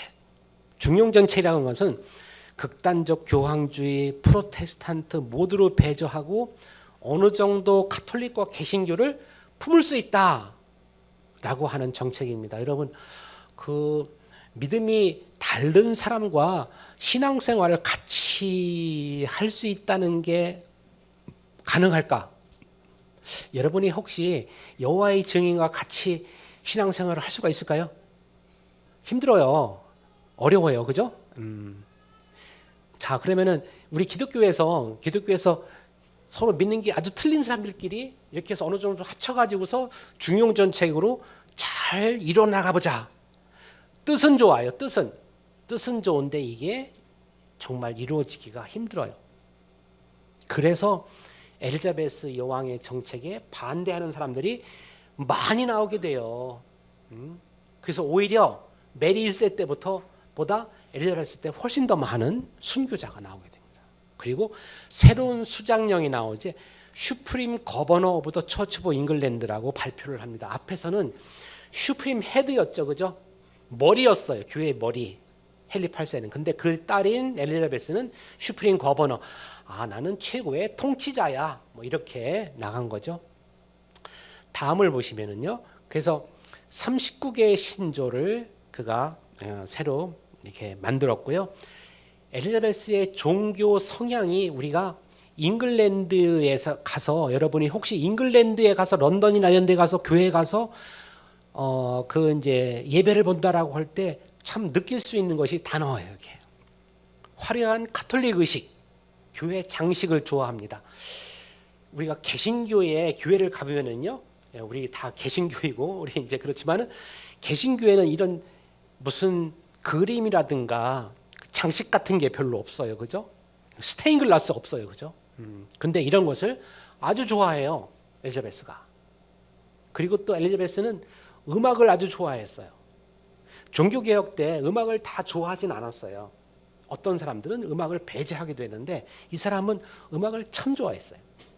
그래서 아주 그 고딕으로 만들어진 그 성당에서 그 변성계 이전의 그런 소년들이 이제 그런 부르는 그런 성가를 아주 좋아해서 지금도 성공의 그 예배에 참석을 해보면요, 이런 것이 아주 많이 나옵니다. 성직자 예복 당연히 계속 가게 되겠죠, 그죠? 그리고 왕이 주교 임명으로 이제 교회를 통제합니다. 왕이 주교를 임명을 했다는 것은요, 주교는 교회에 통치하는 사람이기도 하지만 지역을 다스리기도 해요. 지역을. 왕의 명령이 가려면은 사실 주교를 통해서, 주교 내지 감독을 통해서 가는 거예요. 그래서 메리 여왕 때 대륙으로 피신한 성직자들이 돌아오지만 이들은 점차 불만을 품게 되고요. 그래서 청교도라는 것이 이때 생겨나게 됩니다. 성교도라는 것을 사람들은요, 그 전에 이미 태어났다라고도 하는데 저는 이때 태어났다라고 봐요. 그래서 이 중용 정책에 반발하여서 개혁을 요구하는 성직자고요. 이들은 칼빈이 했던 그 제네바 교회 아니면은 저 스코틀랜드 교회처럼 우리가 그렇게 바뀌자. 스코틀랜드 교회가 만들어낸 제도가 바로 우리가 전 세계적으로 지금 특히 우리나라에 많이 있는 장로교라는 것이 거기에서 나왔습니다. 스코틀랜드 교회에서. 그들은 이제 초대교회의 단순함을 찾자라고 청교도들이 얘기를 했어요. 그러면서 이들이 반대한 것이 성복자 예복을 하지 말고 예복 착용하지 말자. 왜? 성직자가 예복을 왜 입냐? 만인 제사장 우리는 똑같이 다 하나님을 만날 수 있는 사람인데 왜 성직자만 예수님을 만날 수 있는 것처럼 이 옷을 이상하게 입느냐 그런 것이죠. 오르간 연주는 예배를 방해한다고 봤습니다. 침례시 성호, 성호라는 것은 이렇게 하는 거 있잖아요, 그죠? 영화에 보면 많이 나오잖아요, 가톨릭들이. 그리고 성찬시 무릎 꿇고 경배하는 거. 그러니까 떡과 포도주를 우리는 보통 앉아서 받잖아요, 그죠? 근데 이 사람들은 무릎 꿇고 앉아요. 왜 그럴까? 화채살 때문에, 화채살, 그죠? 화채살 때문에 이렇게 하는 거예요. 그리고 예수 이름 불릴 때마다 허리 굽혀 경배하는 거, 이거 요즘 안 해요. 이거 요즘 잉글랜드 가면은요, 성공회 예배 때 제가 성공회 예배를 많이 참여해봐서 알아요, 거기 가서. 근데 한국 성공회는 꼭 합니다. 한국 성공회 가면은 성가셔서 참 예배 볼 수가 없어요. 예수 이름만 나오면 일어나서 고개를 막 이렇게 막 흔들어야 돼. 안 맞아, 진짜. 성락교에서 예배한 사람과 안 맞아요. 자, 결혼 반지는 마술적인 거다고 해서 결혼 반지도 있습니다. 물론 뭐 이런 것들이 무조건 이때 반대했다고 해서 다 나쁜 거는 아니에요. 그리고 많은 종교적 축일과 휴일 이런 것들을 반대하고요. 성화, 성상, 성유물 숭배를 반대했습니다. 그리고 엄격한 주일 성수, 주일 엄수 및 당일 유흥금지. 주일날만큼은 아무리 교회 나라 전체가 교회라고 하더라도 주일날만큼은 꼭 교회 가고, 그리고 이때 유흥은 이때는 좀 하지 말자. 평상시에 우리가 뭐 이렇게 뭐 저 스코틀랜드 뭐 이런 데서 뭐 위스키니 뭐 이런 거는 막 먹는다 하더라도 이날만큼은 좀 제정신으로 살자라는 것이 이 사람들이 주장했던 겁니다. 그래서 초기 청교도들은요, 영국 국교 내가 이렇게 바뀌길 원했어요. 영국 국교가 이렇게 좀 바뀌자. 그래서 의복 논쟁도 했고, 그렇지만은 여호왕의 혹독한 탄압이 계속 오게 됩니다. 그렇지만은 법률과 상인 이런 중산층들이 청교도를 많이 지원을 하게 되고요. 국교와 분리, 나중에는 이게 국교인 영국 성공회 내에서는 이게 어렵구나라고 생각을 해서 우리는 분리해서 따로 예배를 보자라고 합니다. 그래서 분리주의자라는 말이 나오는데요. 분리주의자라는 말은 교회사에서 아주 나쁜 말이에요. 초기에는. 그죠? 근데 나중에는 종교의 자유가 오면서 분리주의자가 많이 생기게 되죠. 분리가 되고 이때 일부가 네덜란드로 건너갔다가 오면서 침례교라는 것을 세계 최초로 만들게 돼서 지금까지 오게 됩니다. 엘리자베스 1세의 치적은 국가를 매우 안정시켰어요. 약 50년 가까이 그가 이제 군림을 하면서 나라를 반석 위에 올리죠. 스페인 무적 함대를 격파를 하면서 이때서부터 전 세계를 장악하는 나라가 잉글랜드, 스페인에서 잉글랜드로의 그런 열강이 바뀌게 되는 거예요. 성공회의 모습을 안착시켰죠. 성공회는 이런 모습이다. 그러면서 나는 남편이 없이 평생 독신으로 이 나라를 위해서 섬기겠다라고 하는 이 말을 I serve the nation이라고 하는 그 단어가 엘리자베스 1세가 쓴 말이죠. 뭐 최근에 돌아가신 엘리자베스 2세도 이 말을 아주 좋아하긴 했어요. 엘리자베스 1세가 처녀로 죽었잖아요. 그죠? 처녀로 죽었는데 처녀로 죽고 나서 그 다음에 왕을 누가 하나? 이제 할 사람이 없어. 그래서 누가 하느냐면은 저 북쪽에 스코틀랜드라는 나라가 있었죠. 제가 공부한 곳이 거기가 스코틀랜드라는 나라에서 왕이 내려와서 이제 왕을 겸임하게 돼요. 그래서 스코틀랜드 왕과 잉글랜드 왕을 겸임해. 그래서 왕이 합쳐졌어. 그거를 유나이티드 킹덤이라고 해요. 그래서 이때서부터 UK라는 말을 1603년부터 쓰게 되는 것이죠. 이 사람이 내려오게 되니까 그 스코틀랜드 아까 청교도들이 우리 스코틀랜드처럼 종교개혁을 하고 싶어라고 했어, 그죠? 근데 스코틀랜드에서 왕이 내려와 너무 잘됐다. 스코틀랜드 왕이 내려오는데 우리 가가지고서 좀 우리 이런 걸 좀 해달라고 우리 부탁하자라고 하니까 그게 바로 1,000명의 1,000원이에요. 우리 이런 걸 좀 해달라. 그러니까 제임스 왕은 오케이 해줄게. 뭐 말로는 다 해요, 그죠? 그러고서 왕이 된 다음에는 안 해주고서 다만 해준 게 하나가 킹 제임스 번역을 해줬습니다. 킹 제임스 번역. 그래서 우리가 잘 알고 있는 킹 제임스 버전이 이때 나왔어요. 킹 제임스 버전과 관련해서는 제가 할 얘기가 너무 많아요. 이게 주위에 우리 특히 우리 교회 분들이 이 이단에 많이 빠져가지고요. 아주 그 인천에 있는 무슨 교회 이런 곳을 많이 갔는데 그게 이 킹 제임스 버전을 말하는 게 아니고 한글판 킹 제임스 버전을 말해요. 그 어떤 이상한 목사가 막 번역을 해가지고 이걸 믿어야만 천국 간다라고 하는 이상한 사람이 있거든요. 그런 거 믿지 마세요. 자, 그다음 보면요. 주교 정치를 했고요. 당연히 그죠? 장로교 정치 안 했어요.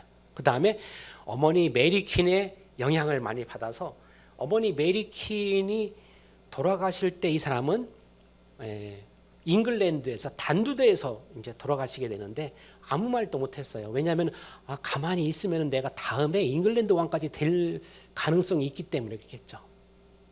건파우더 플롯이라는 게 있는데 웨스트민스터 사원의 밑에서 그 화약이 발견이 되는데 왕을 죽이려고 가톨릭들이 왕을 죽이려고 화약을 엄청나게 갖다 놨어. 근데 이거를 왕의 무슨 군사들이 발견한 게 아니라 왕 자신이 발견해. 참 슬프죠, 그죠? 초라해요. 왕이 얼마나 이때 힘이 없고 참 그랬었는지. 지금도 그래서 11월 달이면요, 별거를 다 이렇게 기념하는 곳이 바로 영국이기 때문에 화약 막 축포 쓰고 이런 일이 이제 벌어집니다. 스포츠 오락서를 출간을 해요. 스포츠 오락서라는 것은 뭐 괜찮지 않을까? 아니에요. 스포츠 오락서라는 것이 뭐냐면은 주일날 스포츠 이런 거 해도 좋다, 이런 거 해라라는 그런 내용이야. 그러니까 청교도들은 이게 도저히 안 되겠다, 그죠? 청교도들이 이게 스코틀랜드에 왕이 내려와도 잉글랜드는 제대로 된 종교개혁을 못 하는구나. 그래서 이 사람들이 그때 어디로 가게 되냐면은 신천지, 새로운 땅, 그죠? 새로운 땅, 그 신천지 아니고요. 그러니까 새로운 땅인 곳으로 가게 됩니다. 그래서 이걸 필그림 파더라고 우리가 말을 해요. 그래서 이 사람들이 그 이제 메이플라워를 타고서 가게 되는데 메이플라워를 타고서 영국에서 현재 미국의 땅 이제 그쪽으로 가게 되는데 그 온도 차가 아주 심해요. 영국에서 살아보시면 있잖아요. 참 1년 사계절이 하루에 다 있어요. 겨울에 춥지 않고 여름에 덥지 않아요. 해양성 난기류라기 때문에. 근데 이들이 아주 그 추운 매사추세츠 쪽으로 갔습니다. 그래서 거기에 딱 도착을 해서 가는 사이에 많이 죽고요. 가서 1년 사이에 반 이상이 죽어요. 반 이상이. 근데 이들을 돌봐준 사람들이 있는데 그 돌봐준 사람들이 바로 누구냐면은 인디안 원주민들이었어요. 인디안 원주민. 나중에 인디안 원주민에 대해서 아주 좋지 않은 행위를 하잖아요. 미국 처음에 저기를 할 때, 그죠? 근데 어쨌든 인디안 추장의 그 도움을 받아가지고서 그들이 1년 동안 열심히 그 이제 농사를 져가지고서 그 다음에 11월 말에 그들이 이제 모여서 같이 파티를 했어요. 고맙다. 아, 우리가 여기 왔는데 참 이 하나님께서 이 인디안들을 감동시켜서 우리에게 이렇게 이런 옥수수 심는 것도 배워주고 해서 우리는 참 이렇게 살 수가 있었구나.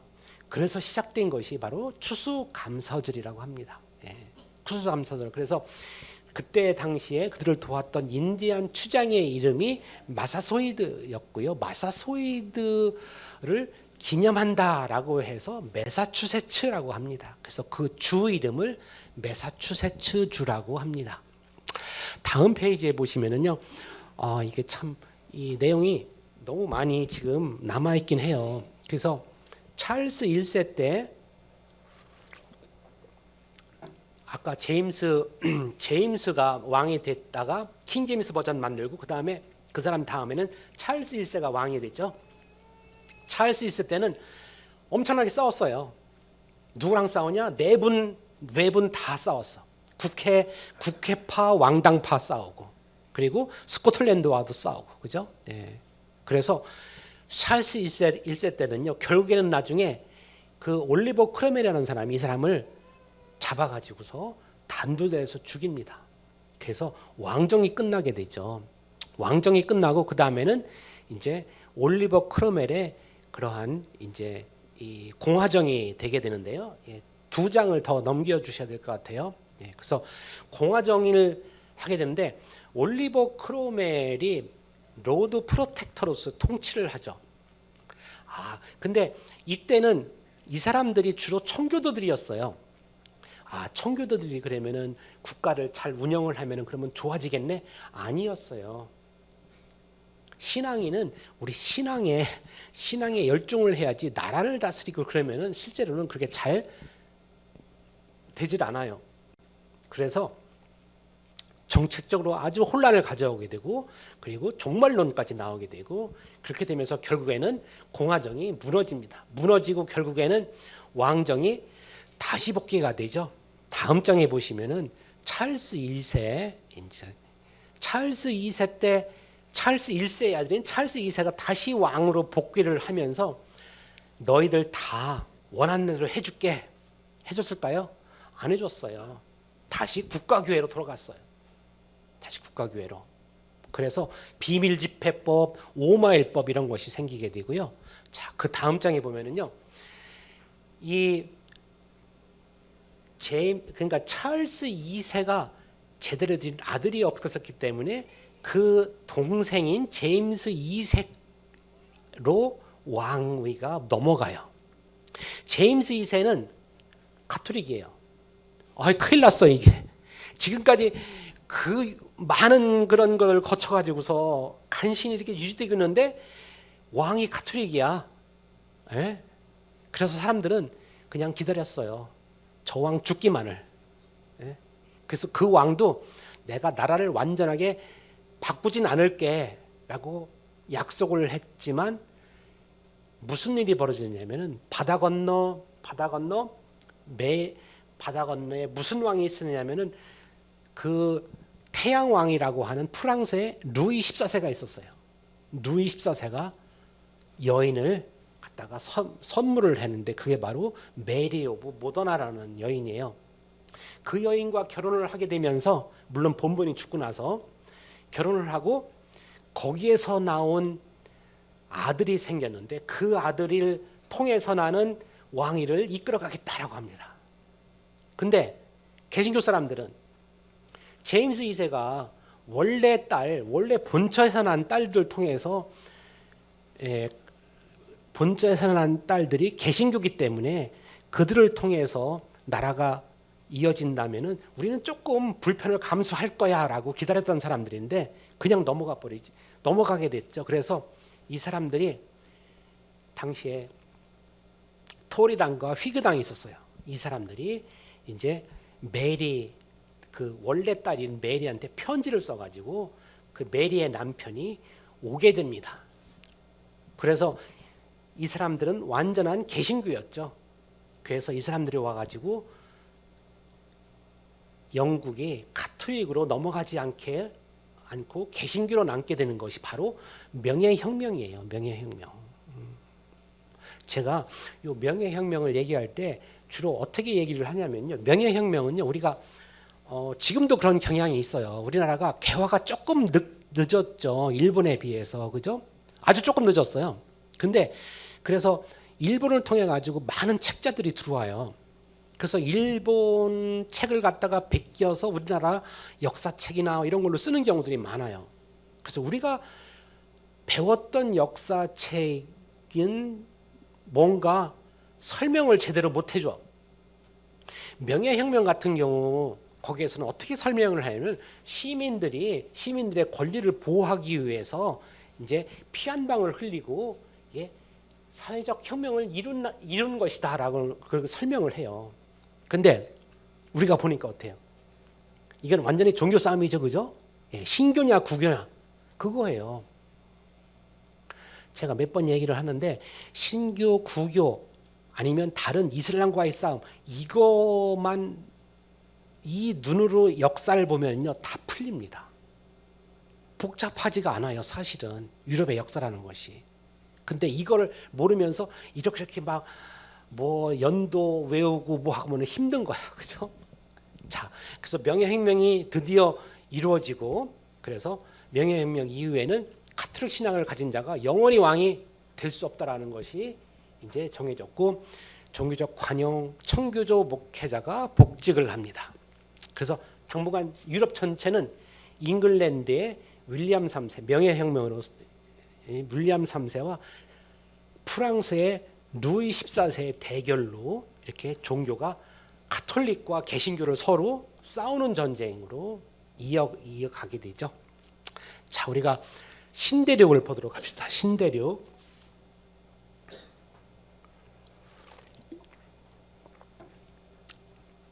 주로 동부에서 시작이 되는데요. 신대륙에서는 신앙의 자유를 찾아서 아까 신대륙으로 많이 갔다고 그랬잖아요. 그죠? 신대륙에 가가지고서 많이 자기들의 그 지역에서 살게 됩니다. 그래서 예를 들어서 버지니아, 그죠? 버지니아 하면은 뭘 뜻하느냐면은 처녀를 뜻하죠. 버진, 그죠? 그러니까 성공회인들이 꽤 많이 있는 곳이 이제 버지니아고요, 그죠? 예.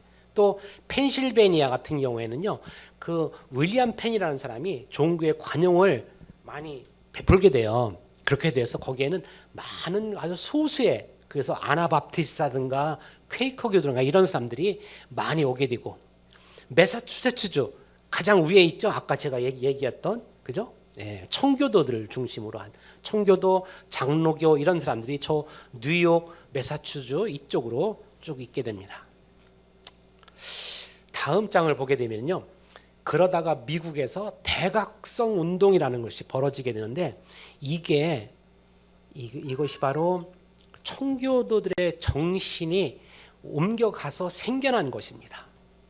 대각성 운동을 이끈 사람은요. 다음 페이지 보시면은 조나단 에드워드라는 사람이 있고요. 조지 휘트필드라는 사람이 있어요. 이 사람들이 미국이라는 나라가 생기기 전에 미국 전체에 그러한 종교적 부흥을 이끄는데 종교적 부흥을 이끌었기 때문에 이 사람들은 야, 나는 아일랜드에서 왔어. 나는 프랑스에서 왔어. 이런 게 없어져. 처음에는 점점점 이런 것이 있다가 교파가 있다가 없어지고요.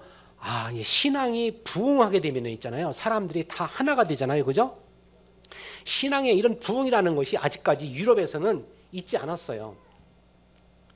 미국에 와가지고서 이런 것이 생기게 되고 이것이 미국 사람들을 하나로 만들게 돼요. 이것이. 그래서 그 다음 장에 보면은 여름철에 특별히 이렇게 텐트를 치거나 나무 밑에서 하는 이런 하계 캠프가 이때부터 시작을 하게 됩니다. 그죠? 우리도 많이 하죠. 그래서 이런 것이 바로 이 미국의 대각성 운동에서 오게 돼요. 그러다가 미국이라는 나라가 독립을 하게 됩니다. 근데 미국이라는 나라가 독립을 하게 되는데 미국이라는 나라가 그러면 국교를 채택할 수가 있을까? 국교 채택 힘들죠. 왜냐하면은 각 청교도들도 신대륙으로 왔고, 그죠? 더 심지어 가톨릭도 이제 신대륙으로 오게 되고 저 루터파도 오게 되고 어느 한 곳을 결정을 하지 못합니다. 그래서 이 당시의 계몽주의 사조에 따라서 인간의 존엄성이라는 그러한 정신하에 그들이 이제 새로운 나라를 세우게 되죠. 그래서 인간의 존엄성이라는 것이 토마스 제퍼슨이 쓴 바로 그 독립 헌장에 들어 있습니다.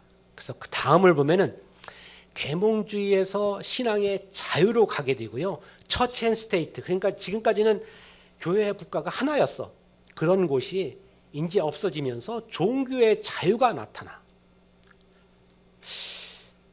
처치 앤 스테이트면은 그러면 하나의 종교가 한 국가에 있기 때문에 이런 곳이 신앙이 더 부흥할까요? 아니면 신앙의 자유가 있는 곳이 더 부흥을 하게 될까요? 신앙의 자유가 있는 곳이 더 부흥을 하게 돼요. 그죠? 예. 그래서 그 다음을 보시면은 그들은 나라를 세우는데 이게 바로 구세주의 나라. 하나님께서 우리를 이곳으로 보내셨다. 신앙의 자유를 위해서. 그죠? 그러면서 하나님과 우리와의 계약, 이런 계약 신학이 여기서 이때 물론 스코틀랜드와 이쪽에서 만들어진 거지만 여기에서 많이 이렇게 적용을 하게 되고요. 그러면서 신대륙의 언덕 위의 도시를 세우게 됩니다. 그 언덕 위의 도시라는 것은요, 마태복음 5장 14절에 나와 있는데 너희는 세상의 빛이라 산 위에 있는 동네가 숨겨지지 못할 것이요. 그죠? 그 다음 구절이 뭐냐면은 사람이 등불을 켜서 말 아래 두지 않고 등경 위에 두나니 그 불이 전체를 다 밝힌다.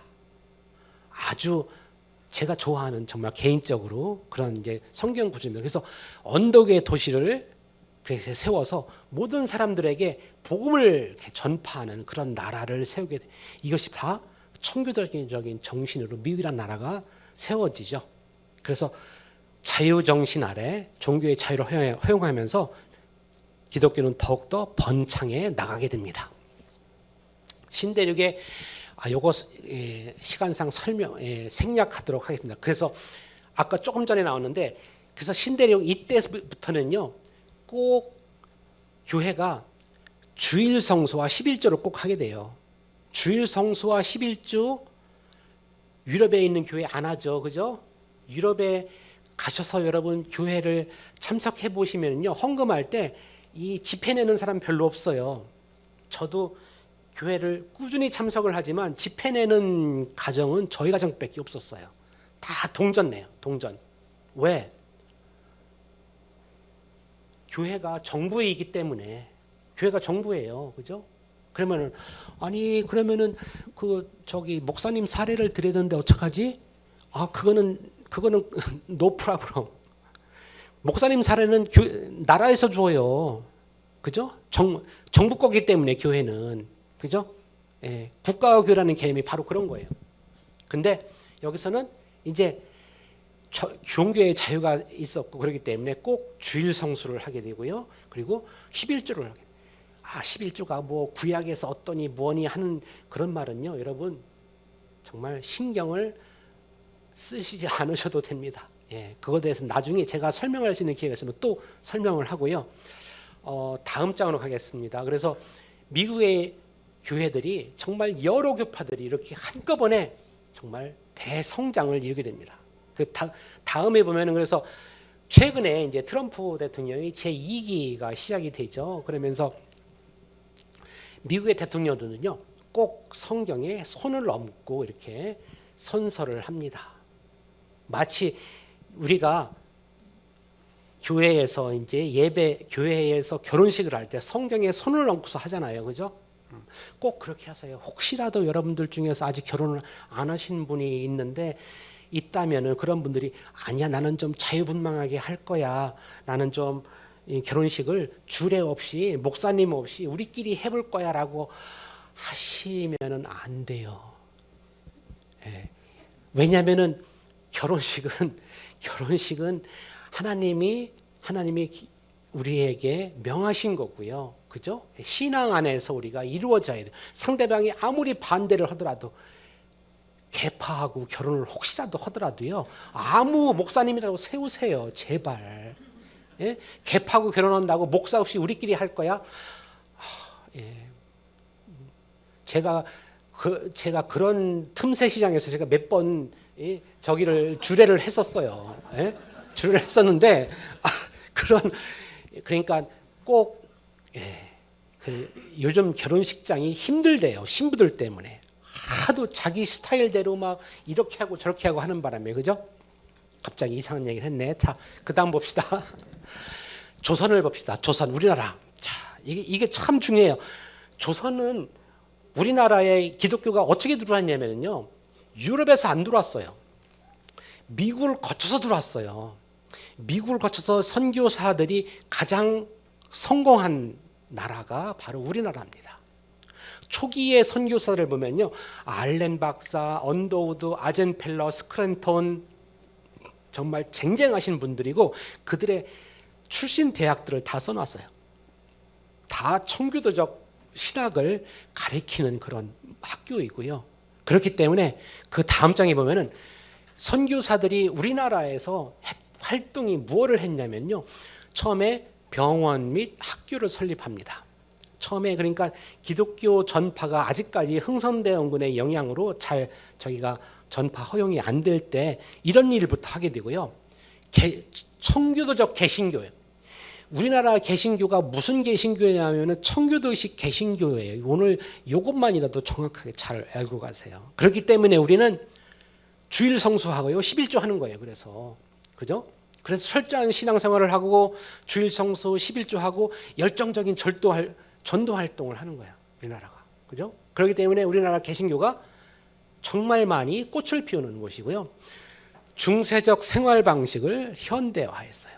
사회적 평등, 남녀가 아주 불평등했죠. 그죠? 예, 남자가 불평등하고 남자 밑에 여러 명의 첩이 있었고 이런 것을 다 반대. 그리고 상놈과 양반과 상놈을 다 없애버렸어. 심지어 아까 나왔던 알렌 박사님이 처음에 세웠던 그 의료 학교에 있죠. 지금의 어디냐면은 세브란스 연세대예요. 그 학교에서 최초로 나온 당시는 조선이죠. 조선의 의사가 무슨 출신이었냐면 백정 출신이었어요.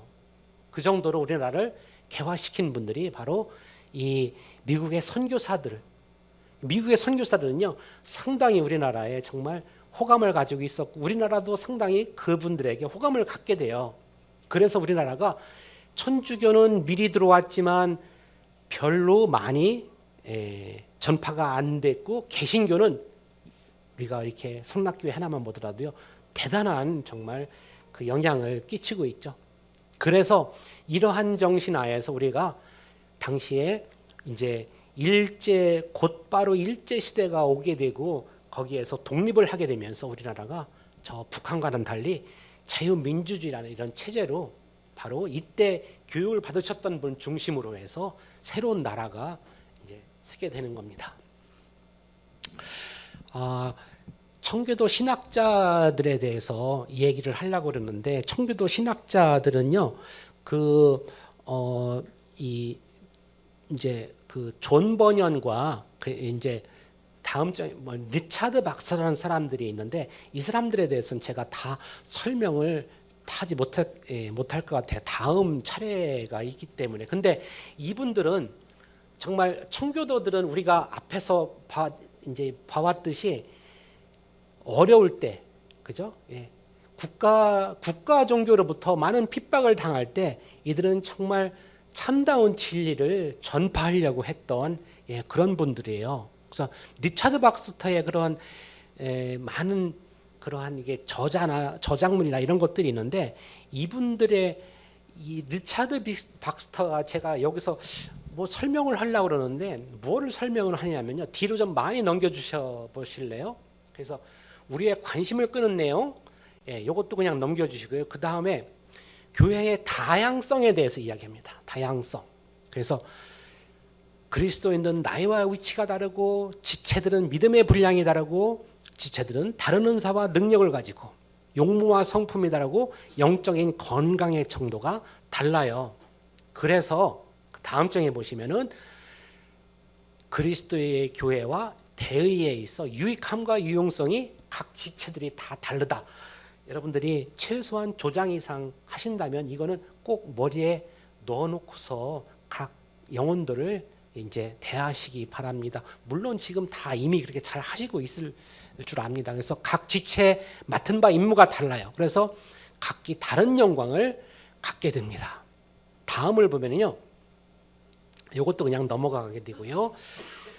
교회 분열에 대해서 이야기를 했는데 이거를 읽어보면요, 이 사람이 참 21세기 성락교회를 보고서 썼나 할 정도로 정말 분열에 대해서 전문가처럼 써놨습니다. 분열의 불꽃은 교만하고 자만에 찬 사람들의 자신의 의견을 높게 평가를 받기를 바라고 의견을 전파하려는 열망에 사로잡힐 때 일어난다. 그죠? 자신을 따라오게 하고 자신과 동일한 생각을 만들어 어그러진 말을 하게 되고 그들을 선생으로 부릴 때 분열이 일어난다. 서로를 비난하고 정죄하고 험담하고 욕하며 미워할 때 분열이 일어나고 합법적인 목사를 반대하고 자신들의 의견을 관철시키고 자신들의 세를 불리고 자신들과 다른 의견을 가진 사람들을 비난하기 모일 때 분열이 일어납니다. 다음 볼까요? 그러면서 이러한 분열을 아주 많이 이제 이야기를 하면서 분열을 절대 하면 안 된다라는 이야기를 계속 하게 됩니다. 넘어가도록 하겠습니다. 존 버년이라는 사람이 있는데 존 버년이라는 분은 우리가 잘 아는 그 기독교 서적 중에서 철로역정이라는 책이 있어요. 철로역정이라는 책이 있는데 철로역정이라는 책을 여러분이 꼭 한번 읽어보시길 바랍니다. 오늘 제가 여기서 1시간 반 동안 이야기를 했지만 뭐가 별로 안 남을 거예요. 그렇지만 그래도 최소한 여러분이 철로역정이라는 책을 가지고서 읽는다면은 참 뭔가가 남을 겁니다. 거기서 그 주인공이라는 사람이 크리스찬이라는 사람인데요. 그 사람이 그러니까 천국을 향해서 가는 그러한 여정입니다. 성경 다음으로 많이 팔린 그런 책 중에 하나예요. 정말 이 사람이 존 버년이 이걸 쓰면서 그때에 있었던 많은 것들, 정말 지금 우리가 당하는 아니면 우리가 마주친 정말 이상한 사람들, 그죠? 그런 사람들을 여기서 많이 보게 돼요. 그리고 거기에서 자기의 신앙으로 이겨나가고 어려움에 빠지고 후퇴도 하지만 결국에는 천국문에 다다르는 그런 모습들이 책을 통해서 나타납니다. 요거 마지막 구절을 제가 읽어주면서 강의를 마칠까 합니다. 철로역정에 보면은 이 사람이 주인공이 어디에 도착을 하냐면은 좁은 문이라는 곳에 도착을 해. 좁은 문 아시죠? 좁은 문 가기가 얼마나 어려운지, 그죠? 그래서 좁은 문을 뭐라고 쓰느냐면요. 거기 보면은 좁은 문에 도착한 크리스천, 얼마 후 크리스천은 좁은 문에 도착했다. 좁은 문 위에 두드리라 그러면 열릴 것이라 라는 글귀가 써 있었다. 마태복음 7장 7절 이렇게 성경까지 다 나와 있어요. 그래서 크리스천은 두서너 차례 문을 두드리며 이렇게 외쳤다. 여기로 들어가도 될까요? 비록 저는 하나님의 말씀을 거역한 쓸모없는 존재이지만 문 안에 계신 분이 저를 긍휼히 여겨 받아주실 수 있을는지요. 만일 당신께서 저를 긍휼히 여겨주신다면 저는 저 높은 곳에 계시는 하나님의 영원한 찬양을 드리겠습니다. 그러자 마침내 선이라는 이름이라고 불리는 성실하고 침착해 보이는 사람이 나왔어요. 여기에서는요, 다 그 사람의 성품의 이름을 가지고 있어요. 욕망이 많은 사람들, 욕심이, 그리고 세상을 많이 좋아하는 사람들을 세상 사랑, 이렇게 아주 읽기가 재밌어요. 여러분 꼭 읽어보세요. 그래서 누구냐, 어디에서 왔고 무엇을 얻고자 하는지 물어보니까 크리스천이라는 사람이 뭐라고 하냐면 여기 헐벗고 무거운 짐을 진 죄인이 있습니다. 저는 다가올 하나님의 진노를 피하기 위해 멸망의 도시에서 떠나 영생의 구원을 얻으려고 시온산을 향해 가는 길입니다. 그런데 선생님 그곳으로 가려면 이 문을 지나간다고 가야 한다고 들었는데 제가 문 안으로 들어가는 것을 당신께서 허락해 주실는지 알고 싶습니다. 그러자 선인은 진심으로 환영합니다 라고 말하면서 기꺼이 문을 열어 주었습니다. 책의 아주 한 부분이거든요. 이렇게 이 책이요 전체적으로 아주 감동을 주는 그런 책입니다. 저는 이 책을 읽으면서 그 중세 때 우리가 르네상스 시기에 그 이제 단테가 썼던 이제 신곡과 상당히 비교가 돼요. 신곡 같은 경우에는 그 신학교에 들어와서 꼭 읽어봐야 되는 그런 책 중에 하나인데, 신곡은 영혼 사후의 세계에 대해서 이렇게 여정을 이렇게 그리고 있거든요. 근데 이거는 정말 이 크리스천이라는 사람이 이 세상에 있으면서도 천국이라는 곳을 그 어디를 찾아가면서 많이 부딪히는 정말 현재와 같은 그 상황을 이렇게 그리고 있습니다. 그러면 한번 꼭 읽어보시고, 오늘 밤 여러 가지로 제가 이러저러한 얘기를 많이 했는데 두서없게 말을 많이 해서 죄송한 느낌이 들고요. 조금 그 다음에는 조금 더 정제된 걸로 제가 여러분들을 잘 이해가 되도록 설명을 하겠습니다. 그리고 우리 신학교에서는 여러분들이 참 많이 기다리고 있어요. 많이 기다리는데 참 제가 여러분들에게 말씀드리고 싶은 거는, 제가 꼭 신학교 들어라 이런 말보다는 여러분들이 이 발을 옮겨 주실 때 하나님이 그를 도와요. 저 같은 경우가 그랬어요. 저 같은 경우가 그래서 내가 뭔가를 하려고 할 때, 그럴 때 하나님이 돕지, 내가 누워서 하나님이 다 해주실 거야, 그래 나는 예정설 믿어, 나는 하나님이 이렇게 앞으로 해주실 거야 라고 하면은 하나님은 어떻게 될까요? 하나님은 아무 일도 안 해요. 그냥 내비둬요. 내가 무슨 일을 하려고 하면 도와주셔요. 무슨 일을 하려고 하면. 제가 누구더라 했던 어떤 사람이 성경책을 한번 잊어먹었어. 그래가지고서 아니 성경책 잊어먹어서 어떡해요? 내가 막 걱정을 해줬더니 뭐라고 하냐면 내비둬요. 누군가 읽고서 은혜 받았겠죠. 그러는 거야. 그래서 내가 정말 아주 그냥 제가 신학교 다닐 때였어요. 여러분들이 뭔가를 움직이셔야 돼요. 움직여야. 그죠? 그래야 도와요. 최근에 제가 또 들은 얘기인데, 앞으로의 내가 수입이 이렇게 되기 때문에 나는 자녀를 하나만 낳을 거야 라고 여러분이 이야기를 하신다는 얘기를 들었어요. 젊은 사람들이. 너무 저는 경악했어요. 그렇게도 생각을 하는구나. 그런데 태어나는 아기는 내가 앞으로 태어나서 죽을 때까지 무덤까지 가려면 돈이 얼마나 필요한데 이 돈을 그 사람이 가지고 나오는 건가요? 아니에요. 움직이셔야 돼, 여러분이. 그죠? 일어나서 움직여서 어딘가를 가다 봐야 누군가도 만나고 어딘가 갈 길도 생기고 그렇게 되는 거예요. 그죠? 그렇게 뭔가를 다 따져가지고서 얘 하나 키울 돈밖에 우리는 못 벌어, 그렇기 때문에 하나만 낳을 거야 라고 한다면은, 그런 식의 세상을 산다면은 살 필요 없어요. 그냥 죽으면 돼.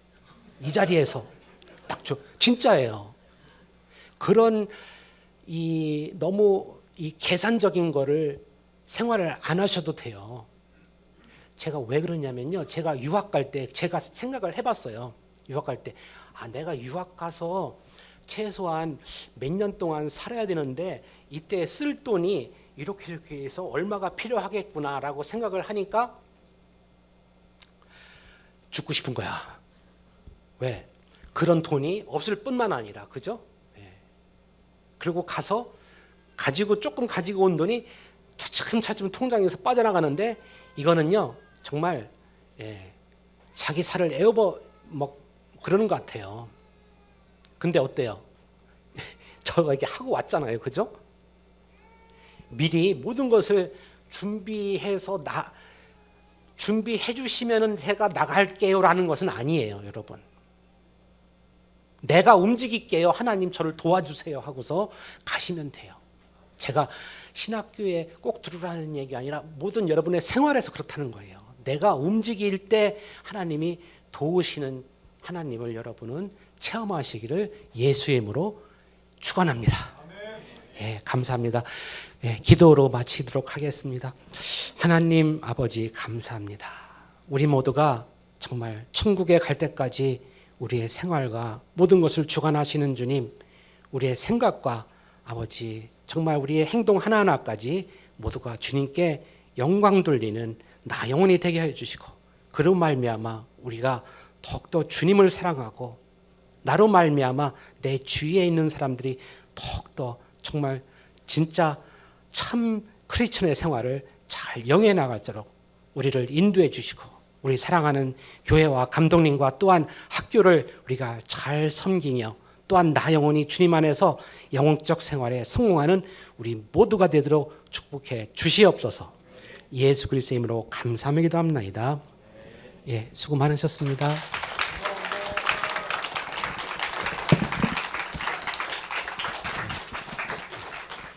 다시 한번 더 크게 한번 박수 쳐주시기 바랍니다.